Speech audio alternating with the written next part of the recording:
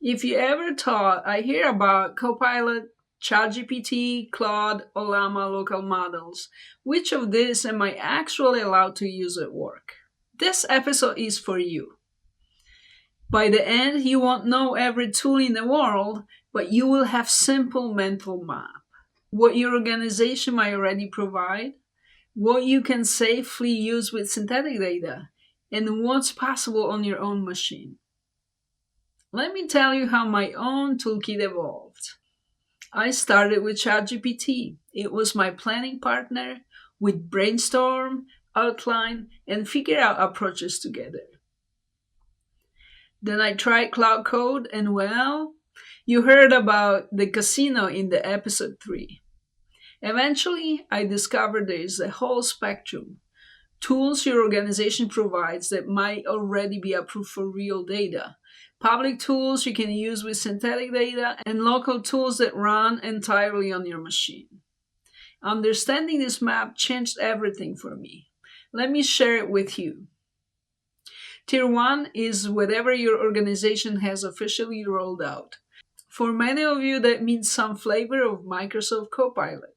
This might show up as a Copilot in Word, Excel, Outlook, and Teams.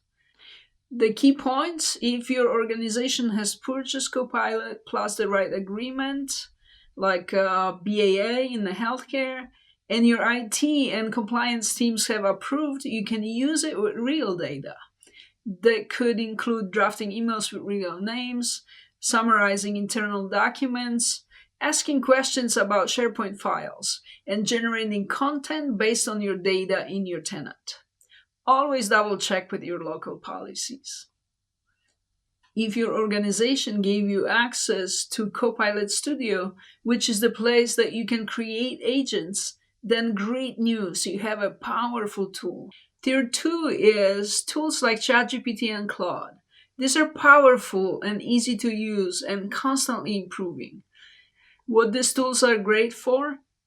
Turning your synthetic data into clean examples, helping you design workflows and checklists, drafting emails or explanations with detail changed, brainstorming ways to automate pieces of your process, getting help with formulas and scripts, using fake data. In the series, when we say use an AI tool and we are working with synthetic data, we usually imagine in ChatGPT or Claude in Tier 2 space. Tier 3 is local AI tools that run models on your own machine. Examples include GPT for All, a desktop app that lets you download and run models locally with a simple interface. LM Studio, a local model manager with a friendly UI. Ollama, more developer-focused, great if you are comfortable with command line tools. Why would you care about local AI? Because it keeps data on your machine, where the model runs. It opens doors for future automation that feels more like your own Copilot.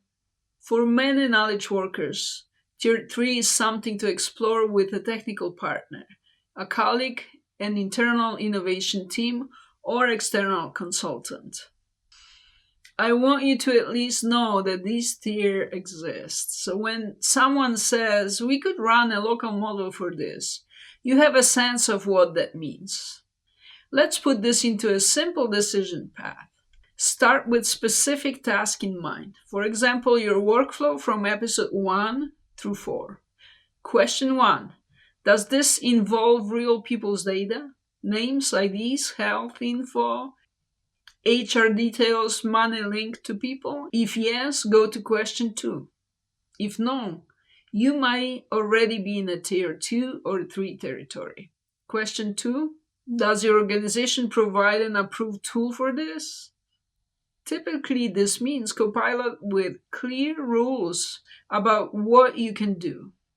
If yes, and IT compliance says it's okay, that's your default. If you're not sure, assume that's not okay and get clarity first. Question 3. Can I recreate this with synthetic data?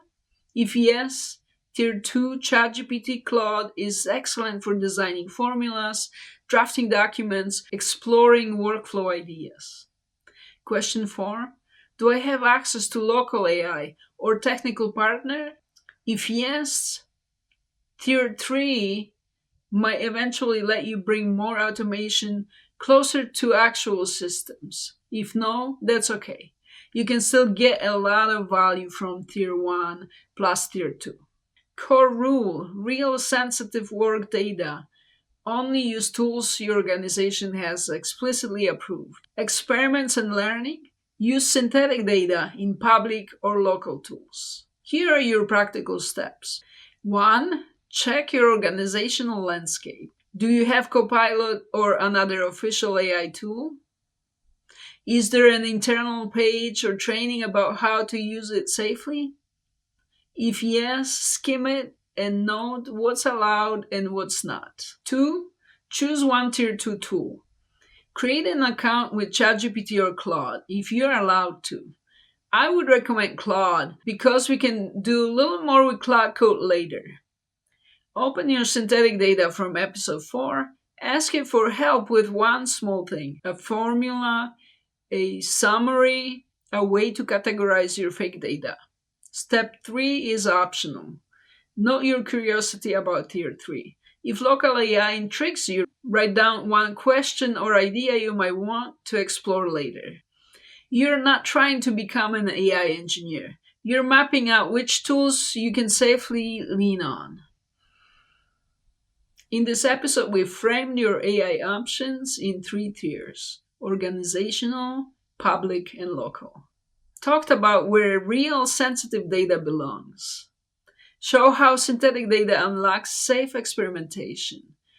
Give you a way to choose intentionally. In the next episode, we'll start getting hands-on. We are setting up your local workbench, Python and VS Code, so you can have a safe sandbox to build real things.